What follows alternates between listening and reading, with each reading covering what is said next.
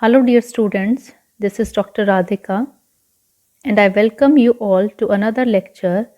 The topic of this lecture is transport of gases in the blood. In previous lecture, we have studied about the mechanism of gas exchange, that is in the alveoli and also in the tissues. In this topic, we will study how the transport of respiratory gases, that is oxygen and carbon dioxide, takes place in the blood. So let's begin our topic. Now, as we all know that blood carries oxygen from respiratory organs to the tissue cells for the process of oxidation, and carbon dioxide from tissue cells to the respiratory surface for the elimination. Right? ये हमने previous topic में पढ़ा भी है. Now blood has important role in the transportation of respiratory gases, that is oxygen and carbon dioxide. Blood has wonderful respiratory pigment called as hemoglobin. This respiratory pigment, that is hemoglobin, has capability to combine with oxygen when exposed to high partial pressure of oxygen in the respiratory organs. As our respiratory organs जो हमारी lung alveoli है उसमें oxygen का partial pressure जो है ज़्यादा है, fresh air है. दैट इज़ वाई हीमोग्लोबिन जो है रेडिली कंबाइन कर जाती है ऑक्सीजन के साथ.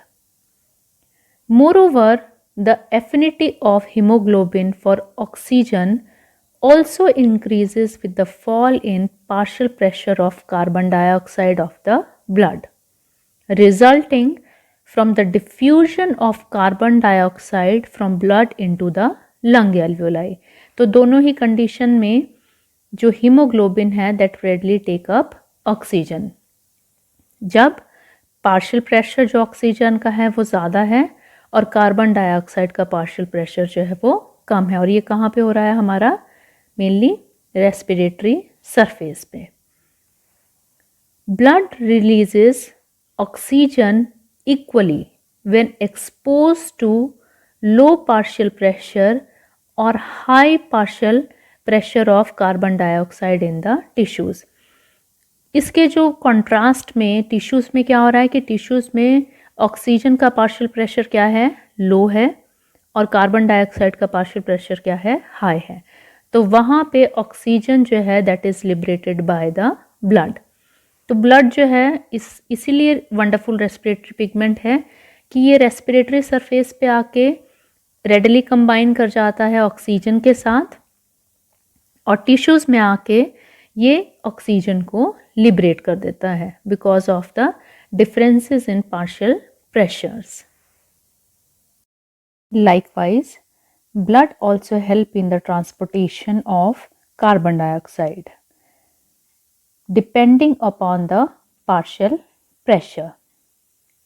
So we will discuss them one by one, that is transportation of oxygen and transportation of carbon dioxide. So let's see. Now coming to the transport of oxygen. Oxygen is mainly transported as physical solution or as oxyhemoglobin. A small amount of oxygen, about 3%, is carried as solution in the plasma as oxygen is soluble in water. So बहुत कम amount का जो oxygen है it is transported as physical solution in the plasma. Most of the transportation of oxygen takes place as oxyhemoglobin. So about 97% of oxygen is carried in the form of oxyhemoglobin. Now large amount or bulk of the oxygen diffuses from plasma into the red blood corpuscles.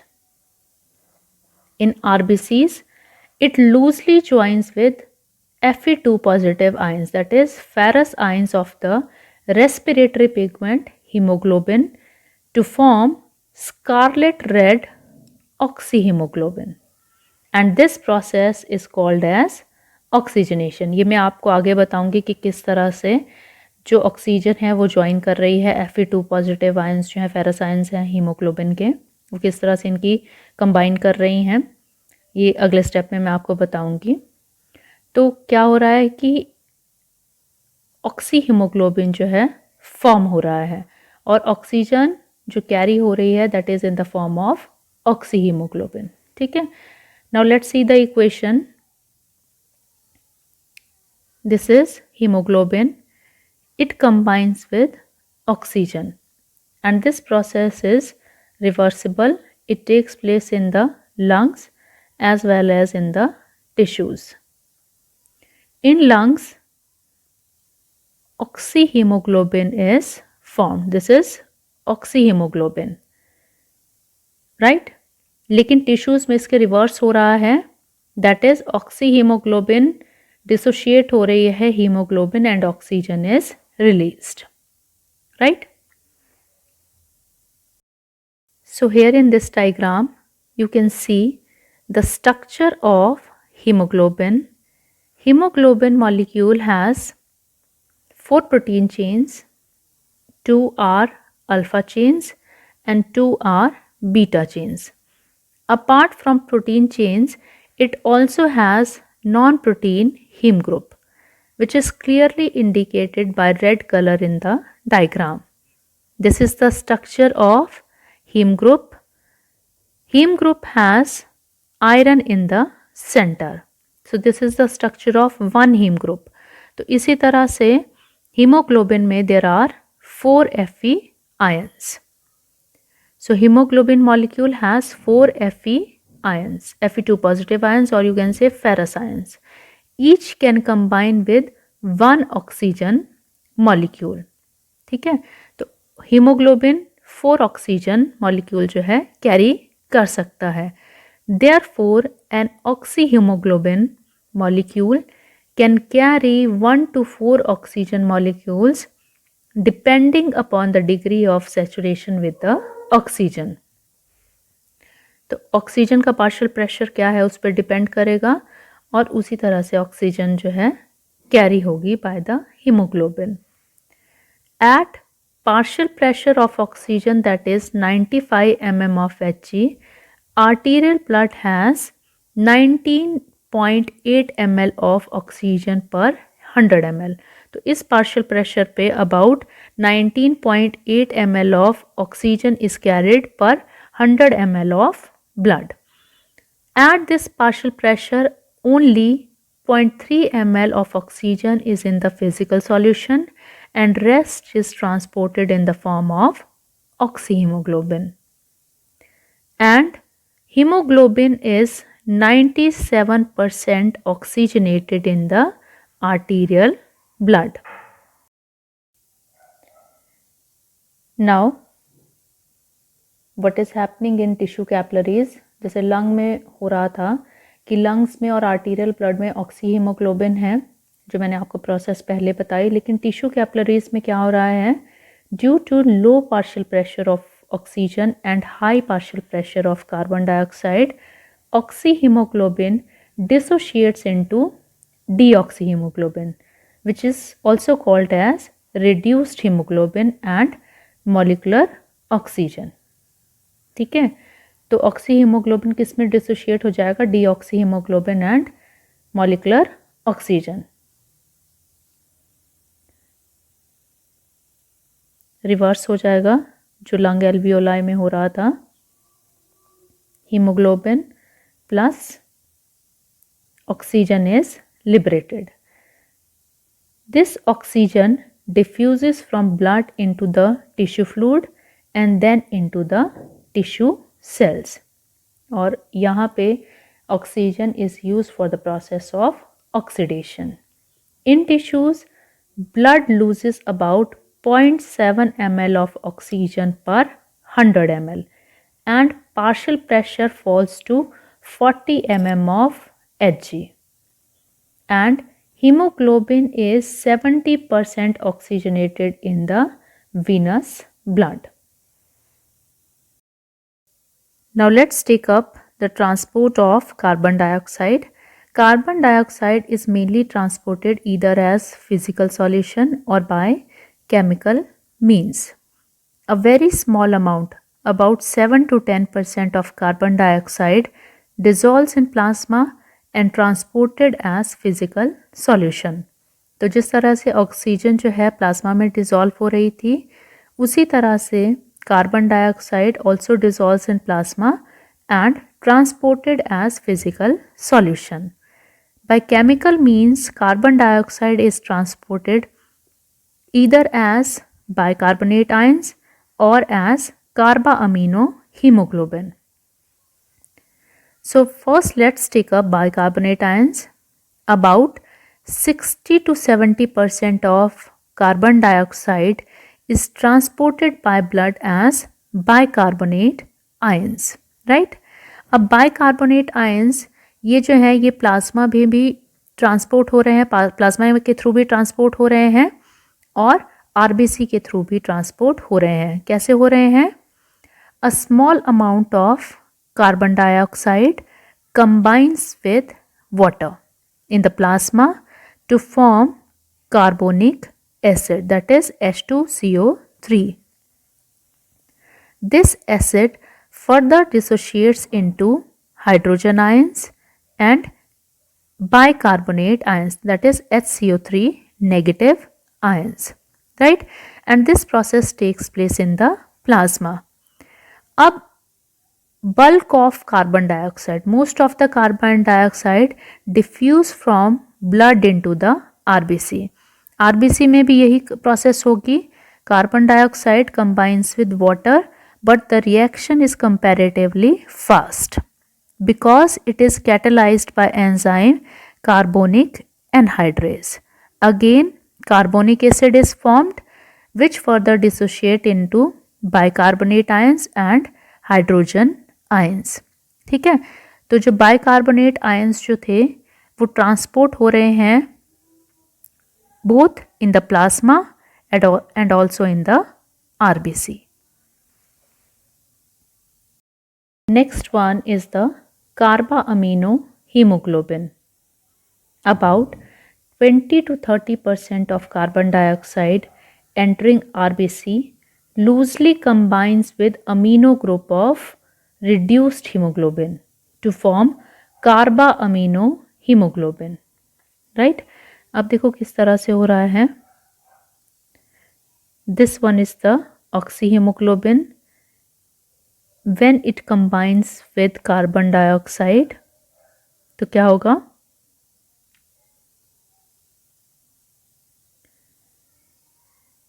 Carboaminohemoglobin is formed plus hydrogen ions and molecular oxygen is liberated.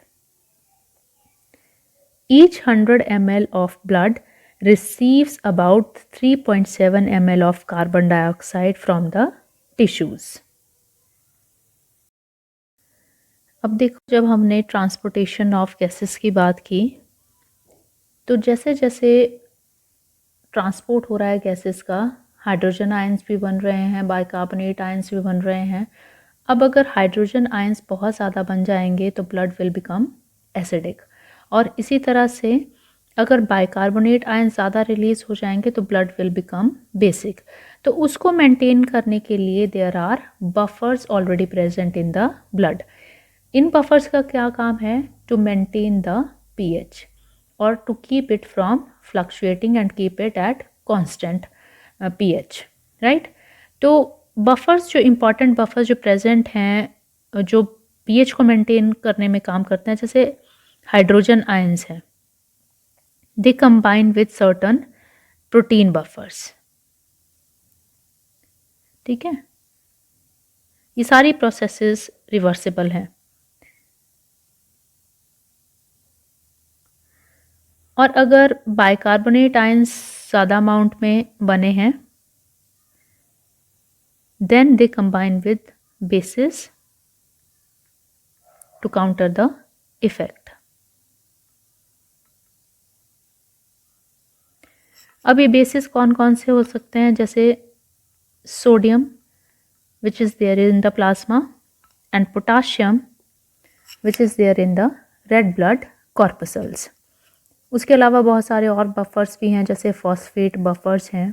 ठीक है, जब hydrogen ions ज़्यादा हो जाएंगे तो ये combine कर जाएंगे बफर्स के साथ, और जब कमी हो जाएगी या चाहिए होंगे हाइड्रोजन आयंस तो ये बफर्स जो हैं हाइड्रोजन आयंस रिलीज़ कर देंगे।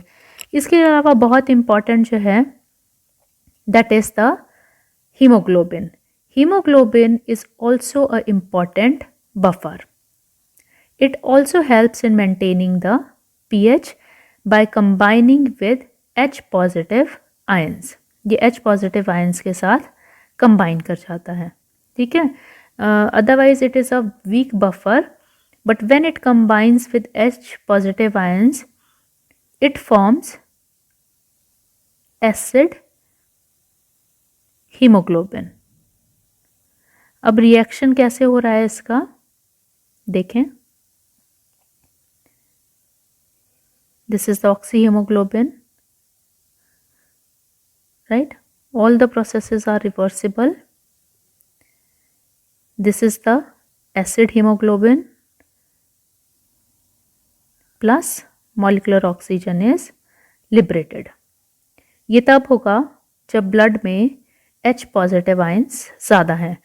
In case if blood becomes too basic, the acid hemoglobin, this one, further dissociates, releasing hemoglobin and hydrogen ions.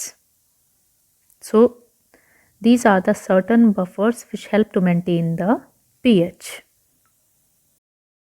Lastly, we will talk about the release of carbon dioxide. अब आपको पता है कि जो venous blood है that contain carbon dioxide, and this blood is returned from the tissues to the lungs for the process of oxygenation.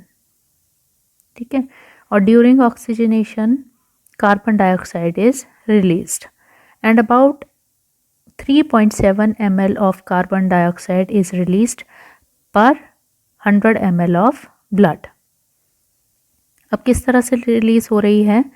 Carbon dioxide is less soluble in arterial blood than in venous blood. Thus, some carbon dioxide diffuses from plasma into the blood capillaries into alveoli. ठीक है, oxyhaemoglobin is stronger acid than deoxyhaemoglobin. तो क्या हो रहा है कि जो आपके बाइकार्बोनेट आयंस थे वो क्या कर रहे हैं, दे कंबाइन विद, यहाँ आप डायग्राम में देखो ये बाइकार्बोनेट आयंस हैं, ये कंबाइन कर गए हाइड्रोजन आयंस के साथ in presence of carbonic acid, carbon dioxide release and water is formed. ये कार्बन डाइऑक्साइड यहाँ से निकली और कहाँ चली गई, एल्वियोलाई में। ठीक है, third one is high partial pressure in the pulmonary capillaries favours the separation of carbon dioxide from carbaminohaemoglobin. अब यहाँ देखो ये कार्बा अमीनो हीमोग्लोबिन है, ये डिसोशिएट कर जाएगा कार्बन डाइऑक्साइड और हीमोग्लोबिन में, और ये जो कार्बन डाइऑक्साइड यहाँ पे निकली ये भी कहाँ चली जाएगी, इनटू द लंग एल्वियोलाई में। तो इन दो डायग्राम्स को कंपैरिजन करो, this is the alveoli of the lung and this are the tissue cells. अब यहाँ पे क्या हो रहा है कि ऑक्सीजन आने की वजह से ऑक्सीहीमोग्लोबिन विल बी फॉर्म्ड। ठीक है, ऑक्सीहीमोग्लोबिन फॉर्म हुआ लेकिन डिसोशिएट क्या हो रहा है, कार्बा अमीनो हीमोग्लोबिन तो जो था वो डिसोशिएट हो गया, कार्बन डाइऑक्साइड जो है रिलीज हो गई। अब मैंने आपको बोला कि जो एसिड हीमोग्लोबिन है अगर एसिडिक होगा तो हाइड्रोजन आयन टेकअप कर लेगा, और अगर बेसिक होगा तो हाइड्रोजन आयन रिलीज कर देगा। तो यहाँ एसिड हीमोग्लोबिन क्या करेगा, H पॉजिटिव आयन जो है रिलीज कर देगा और हीमोग्लोबिन भी रिलीज हो जाएगी, हीमोग्लोबिन भी फर्दर यूज हो जाएगी, और ये H पॉजिटिव आयन क्या करेंगे, बाइकार्बोनेट आयंस के साथ कंबाइन करके कार्बन डाइऑक्साइड फॉर्म करेंगे जो अगेन रिलीज हो जाएगी। ये जो प्रोसेस हो रही है ये एल्वियोलाई में हो रही है, लेकिन टिश्यू सेल्स में इसके बिल्कुल रिवर्स हो जाएगा। यहाँ क्या हो जाएगा, जो ऑक्सी हीमोग्लोबिन थी that will further dissociate into oxygen and haemoglobin releasing the oxygen, और जो कार्बन डाइऑक्साइड है वो कंबाइन कर जाएगी हीमोग्लोबिन के साथ टू फॉर्म कार्बा अमीनो हीमोग्लोबिन, और उसी तरह से यहाँ पे acid haemoglobin will be formed, जो कहाँ से आएगा, बाय द कार्बन डाइऑक्साइड जब वाटर के साथ कंबाइन कर जाएगी, बाइकार्बोनेट आयन रिलीज करेंगे, H पॉजिटिव आयन जो है रिलीज हो गए, तो ये किसके साथ कंबाइन कर जाएंगे, हीमोग्लोबिन के साथ to form the acid haemoglobin. तो सारे ही रिएक्शंस हो रहे हैं टिश्यूज में भी, टिश्यू सेल्स में भी और एल्वियोलाई के रीजन में भी, लेकिन they are antagonistic to each other. So dear students, this is all about the topic transport of gases, that is carbon dioxide and oxygen in the blood. I hope this topic is clear to you. Thank you and have a nice day.